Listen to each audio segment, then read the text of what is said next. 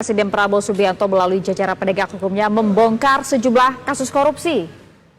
Dari penangkapan 3 hakim kasus Ronald Tanur dan terbongkarnya uang 1 triliun di rumah mantan pejabat MA hingga keterlibatan pegawai Kementerian Komunikasi dan Digital dalam melindungi judi online.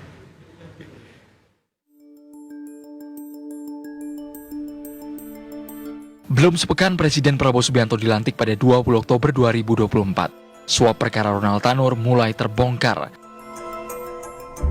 Penyidik Kejaksaan Agung menangkap 3 hakim yang membebaskan terdakwa Ronald Tanur dalam kasus penganiayaan kekasih hingga tewas.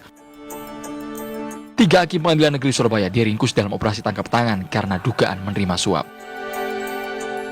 Menyusul penangkapan 3 hakim kasus Tanur, Kejaksaan Agung meringkus mantan pejabat Mahkamah Agung Zarof Rikar di Jimbaran, Bali.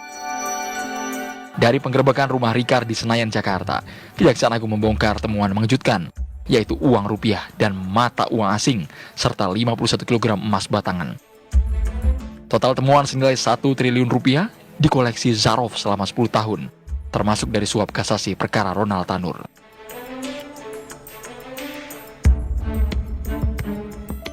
Pasca temuan 1 triliun di rumah Zarof, Kejaksaan kemudian menangkap terpidana Ronald Tanur di Surabaya untuk dieksekusi.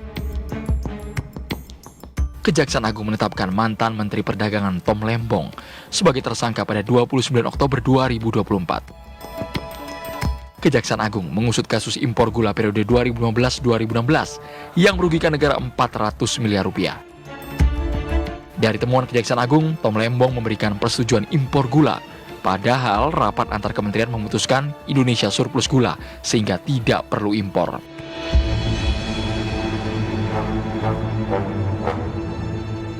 Salah satu prioritas program Presiden Prabowo untuk memberantas judi online diikuti dengan penangkapan 10 pegawai Kementerian Komunikasi dan Digital oleh Barreskrim Polri.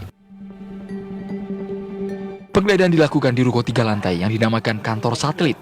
Polisi menemukan komputer untuk memantau situs judi daring. Ruko disewa para tersangka tanpa sepengetahuan atasan mereka di Kementerian Komunikasi dan Digital. Mohon doa tadi Presiden menguatkan untuk terus memerangi judi online. Kita trennya sebetulnya positif. Dalam 20 hari sejak beliau dilantik, kita sudah menangani 187.000, terbanyak dalam rentang 10 hari sepanjang sejarah. Gebrakan apalagi yang akan diambil jajaran penegak hukum pemerintahan Prabowo Gibran? Tim TV One mengabarkan.